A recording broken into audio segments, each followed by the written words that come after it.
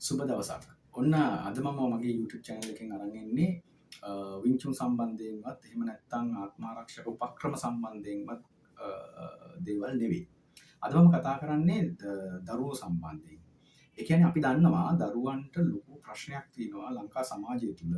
ඒ අය මොනම හෝ ප්‍රශ්නයකට එහෙම නැත්නම් මොන හෝ කාගේ හෝ ප්‍රචණ්ඩත්වයට ගොදුරු වීම අපිට නිතර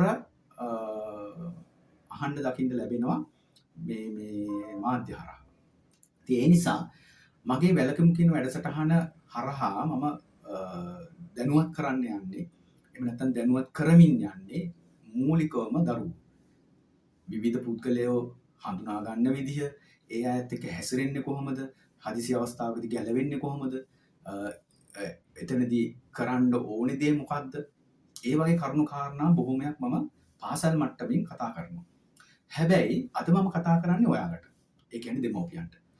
එතකොට දෙමව්පියෝ විදිහට ඔයාලා තමන්ගේ දරුවගේ වෙනස්කම් පිළිබඳව දැනුවත් වෙලා තියෙනවද? එහෙම නැත්නම් එහෙම සංවේදීව දේවල් දකින්න අත්දකින්න ලැබිලා තියෙනවද?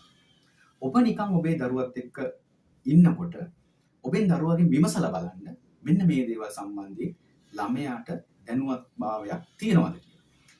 පළවෙනි දේ තමයි දරුවට තමන්ගේ සම්පූර්ණ නම වාසගමත් එක්ක සම්පූර්ණ නම එයාට කියන්න පුළුවන්ද? මතකින් කියන්න පුළුවන්ද? 2 අම්මගේ හෝ තාත්තගේ එහෙම නැත්නම් බාරකාරයගේ ඒ අයගේ දුරකථන අංකය මතකින් කියන්න පුළුවන්ද? හදිසි අවස්ථාවකදී 119 අමතන්න හැකියාවක් තියෙනවද? ඒ වගේම කෙනෙකුගේ ස්පර්ශය ඒක නරක ස්පර්ශයක්ද හොඳ ස්පර්ශයක්ද කියන එක තේරුම් ගන්න ළමයාට පුළුවන්ද? මෙන්න මේ කරුණු කාරණා සම්බන්ධයෙන් ඔබේ දරුවා දැනුවත්ද කියලා චුට්ටක් සොයලා බලන්න. ඔබට පුළුවන් ඒ අයත් එක්ක කතා කරලා තමන්ගේ දරුවත් එක්ක කතා කරලා පුතේ ඔයා මේ දේවල් දන්නවද? ඒ දන්නේ නැත්නම් ඒ අයට කියලා දෙන්න. මොකද යම්කිසි අවස්ථාවකදී එයාට ගැලවුම සඳහා තියෙන්නේ තමන්ගේ ළඟ තියෙන දෙයක්. එහෙම නැත්නම් තමන්ගේ දැනුම. නැත්නම් තමන් මොන හරි දෙයක් ඉගෙන ගත්ත දෙයක්. ඒ නිසා ඕගොල්ලෝ හැමෝටම ළමයා පස්සෙන් හැම වෙලෙම ඉන්න බෑ.